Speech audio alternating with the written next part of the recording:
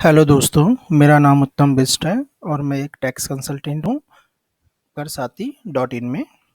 और आज हम यहाँ डिस्कस करने जा रहे हैं कि ITR 1 एंड ITR 2 को फाइल करते समय हम क्या मिस्टेक्स करते हैं, जिसके कारण या तो हमें हमारा रिफंड डिले हो जाता है या हमें ITR डिपार्टमेंट से नोटिसेस आते हैं। चलो आज फिर डिस्कस करते हैं कि कैसे हम ये मिस्टेक्स ना करें ITR 1 एंड ITR 2 फाइल करते समय। जो मोस्ट कॉमन मिस्टेक्स होती हैं ITR फाइल करते समय वो हैं, उनमें से मैंने 4 मेन जो हमारी कॉमन मिस्टेक्स हैं उनको मेंशन यहाँ पे किया है। बाकी वैसे मिस्टेक तो बहुत सारी होती हैं, बाकी हम 4 मिस्टेक्स के साथ हम डील करेंगे। सबसे पहले होता है कि हम जो चूज़िंग रॉन्ग ITR फॉर्म, हम एक गलत ITR फॉर्म चूज़ कर देते हैं फाइल करते समय। हमें ये पता नहीं होता है कि हमें ITR 1 फाइल करनी है या ITR 2 को फाइल करनी है। इसको हम इस तरह से अभी डिस्कस करेंगे कैसे हम एक राइट फॉर्म चूज़ करें। चलिए इनकम टैक्स के पोर्टल पे चलते हैं और वहाँ पे मैं आपको बताता हूँ कि आपको कैसे एक सही ITR फॉर्म चूज़ करना है। हम जैसे ही इनकम टैक्स के पोर्टल पे लॉगिन करेंगे तो हमें ये डैशबोर्ड हमें दिखाई देगा अपने सामने। और ये कि मेरे क्लाइंट का ही एक ITR ID है जिस पे मैं आपको ये बता रहा हूँ। तो सबसे पहले दोस्तों हमें चेक करना है, सर्विसेज टैब के अंदर जाना है। सर्विसेज टैब के अंदर जाने के बाद हमें सेलेक्ट करना है एनुअल इन्फॉर्मेशन स्टेटमेंट। जब हम एनुअल इन्फॉर्मेशन स्टेटमेंट को सिलेक्ट करेंगे उसके बाद आपको एक टैब ओपन होगा। उसमें आपको AIS में जाना है और यहाँ पे आपको एक टैक्स पेयर इन्फॉर्मेशन समरी आपको दिखाई देगी। इस पे आपको क्लिक करना है। जैसे ही आप इस पे क्लिक करोगे तो आपको यहाँ पे आपको वेरियस सोर्सेज से आपको कौन-कौन से सोर्सेज से आपको इनकम आई है वो आपको यहाँ पर देखने को मिल जाएगा। जैसे कि इन पर्टिकुलर SSC के केस में, पर्सन के केस में ये रिसीव कर रहे हैं। एक तो सैलरी इनकम इनको रिसीव हो रही है अराउंड 25 लाख की। दूसरी इनकम जो इनको रिसीव हो रही है वो डिविडेंड इनकम है। एंड जो तीसरी इनकम इनको रिसीव हो रही है वो sale and security and units of mutual fund से हो रही है, जो कि 578 लैक्स है। एंड यहाँ पे कुछ और भी इनके प्रोसेस वैल्यू दिखाई दे रही है, जिससे हम अभी बाद में डिस्कस करेंगे। एंड ये आपको purchase of security and mutual fund दिखाई दे रहा है 119 का। तो इसमें कि जैसे कि दोस्तों मोर देन वन सोर्स से इनको इनकम आ रही है। एक तो सैलरी इनकम आ रही है, दूसरी डिविडेंड इनकम जो होती है वो हमारी अदर सोर्स इनकम होती है। एंड तीसरी जो म्यूचुअल फंड की जो इनकम होती है कैपिटल गेन इनकम होती है। तो इनका जो फॉर्म हम फाइल होगा वो ITR 2 फाइल होगा, क्योंकि ITR 1 हम क्यों फाइल करते हैं वो मैं आपको एक बार डिस्कस कर लेते हैं।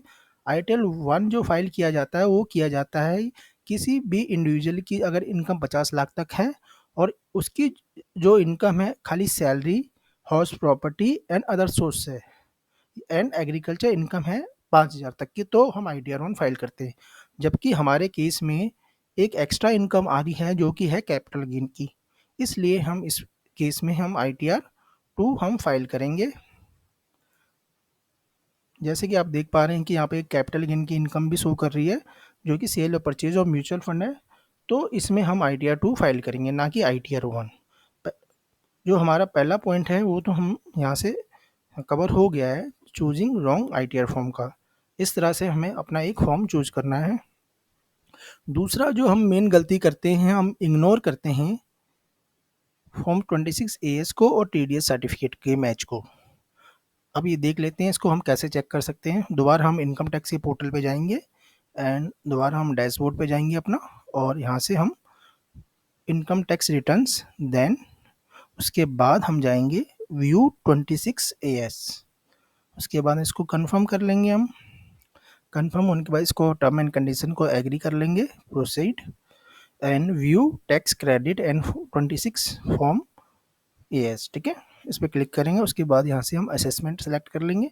असेसमेंट ईयर हमारा दोस्तों वो ईयर होता है जिसमें हम टैक्स पे करते हैं, एंड फाइनेंशियल ईयर हमारा वो ईयर होता है जिसमें हम इनकम अर्न करते हैं। तो हमेशा एक चीज़ आप ध्यान रखिए कि जो असेसमेंट ईयर होता है वो एक ईयर आपका क्या बोलते हैं, लेटर होता है फाइनेंशियल ईयर से। जैसे कि हमारा फाइनेंशियल ईयर है 22-23, तो यहाँ पे हम असेसमेंट ईयर सेलेक्ट करेंगे 23-24। जैसे कि इसको HTML में करके व्यू हम कर देंगे। उसके बाद जब व्यू हो जाएगा तो हम यहाँ पे इसको चेक भी कर सकते हैं एंड यहाँ से हम डाउनलोड भी कर सकते हैं। जैसे कि हम एक्सपोर्ट एज PDF कर देंगे इसको, तो ये हमारा डाउनलोड हो जाएगा। इसमें हम डिटेल में हम चेक करेंगे अपना। जैसे कि ये डाउनलोड हो गया है, हम इसको ओपन कर लेते हैं। अब देखते हैं, जैसे कि हमारे क्लाइंट हैं, इनका क्या क्या हमारा TDS किन सेक्शंस में कटा है। तो एक तो देख लेते हैं, ये कुछ वर्जन प्रिंट की इनके पास शेयर रहा होगा, उसमें कुछ अमाउंट आया है इनका, मगर इस पर TDS नहीं कटा है, क्योंकि ये एक नॉर्मल जो आपका लिमिट है उससे कम है अमाउंट, इनकम है, तो इसलिए इन्होंने जुबिलेंट फूड वर्क का दिखा रहा है, इसमें भी इनका TDS नहीं कटा है। ये सैलरी अकाउंट है इनका, आर सिस्टम, इसमें इनका TDS कटा है। दोस्तों, हमें ये जो सैलरी अकाउंट है ये हमारे अपने फॉर्म सेक्शन से मैच करना है हमें, और इसको कोई भी अगर आपको लिटिल भी कोई भी डिस्क्रिपेंसी आपको दिखती है तो उसको नोट करना है कि हमारा जो सैलरी यहाँ पे शो कर रहा है वही फॉर्म 16 में शो कर रहा है कि नहीं कर रहा है। ठीक है। उसके बाद नेक्स्ट हम देखेंगे कि नॉर्मली आपकी ये डिविडेंड इनकम्स आ रही हैं वेरियस आपकी उससे। ठीक है। तो यहाँ से हमें अपना फॉर्म 16, एक ये आपकी इसमें एक्स्ट्रा जो शो हो रहा है ये हो रहा है 206 CQ। ये हमारा TCS का सेक्शन है दोस्तों, जो कि हम कोई भी अगर फॉरेन रेमिटेंस करते हैं तो उस पर हमारा 5% के हिसाब से हमारा TCS कट जाता है, जो कि आपको यहाँ पे एनुअल इन्फॉर्मेशन रिटर्न में भी शो कर रहा था। मैंने कहा था आपसे हम बाद में डिस्कस करेंगे, वो अमाउंट ये है, आउटवर्ड फॉरेन रेमिटेंस 27,53,187। ठीक है ना। ये हमें यहाँ पे भी शो कर रहा है अपना 26A में। अगर हम इसको देखेंगे तो ये देखिए, इस अमाउंट पे 5% का TCS कट गया है, इसका हम रिफंड क्लेम कर सकते हैं अगर हमारी जो इनकम है वो बिलो टैक्सेबल लिमिट है, या हम एक्स्ट्रा टैक्स पे कर चुके हैं गवर्नमेंट को और हमें हमारा जो टैक्स है कंपटीशन से वो लो बनता है, तो हम इसको हम रिफंड क्लेम कर सकते हैं। एंड जो बाकी जो रिमेनिंग पॉइंट है जो हम गलती करते हैं, उसमें एक तीसरा पॉइंट है कि हम एक तो टाइमली वेरीफाई नहीं करते हैं अपनी रिटर्न को आधार से। वो हमें एक प्रॉपर विदिन 30 डेज़ के अंदर हमें करना होता है, आधार से अपना ई वेरीफाई करना होता है अपना रिटर्न, जिसमें कि आधार पे एक OTP आता है आपका रजिस्टर्ड मोबाइल नंबर पे, जिसको आप उस पर लॉगिन करके वेरीफाई करेंगे। वो भी मैं आपको बता देता हूँ।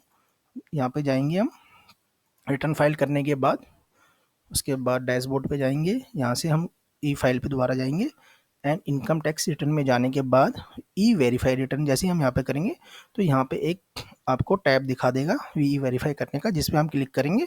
उसके बाद एक OTP आपके नंबर पे आएगा और वो OTP आपको यहाँ पे सबमिट करना है और आपकी रिटर्न वेरीफाई हो जाएगी। और जो लास्ट पॉइंट है वो हम देख लेते हैं, filing incorrect and incomplete bank details. ये भी एक दोस्तों पिछले 1-2 सालों से देखने में आ रहा है कि ये बहुत सा जो लोगों की ITR है या रिफंड है इसके कारण नहीं आ पा रहा है, क्योंकि उनका जो बैंक में या तो KYC अपडेट नहीं है, या जो बैंक में उन्होंने डिटेल्स जो यहाँ पे ITR में डिटेल्स दी हैं बैंक डिटेल्स वो मिसमैच कर रही है, या उनमें कुछ दिक्कतें हैं। जैसे कि आपको मैं दिखा देता हूँ, दोबारा डैशबोर्ड पे चलते हैं। हम यहाँ से अपने प्रोफाइल पे जाएंगे। प्रोफाइल पे जाने के बाद यहाँ पे आपको लेफ्ट हैंड पे दिख रहा होगा एक बैंक अकाउंट का टैब है, इसको ओपन करेंगे। यहाँ पे देखिए दोस्तों, ये बैंक अकाउंट जो आपका शो कर रहा है, यहाँ पे आपका कोई भी एक बैंक अकाउंट आपको रिटर्न में सेलेक्ट करना है रिफंड के लिए। एंड आपको ये चीज़ ध्यान रखनी है कि यहाँ पे आपका जो बैंक अकाउंट है वो वैलिडेटेड होना चाहिए, एलिजिबल फॉर रिफंड होना चाहिए, और आपका जो फ़ोन नंबर और ईमेल आईडी है वो भी आपका वैलिडेट होना चाहिए। अगर ये आपके सारे ऑप्शंस ऑन नहीं आ रहे हैं तो आपका रिफंड में डिले हो सकता है या आपका रिफंड रुक सकता है।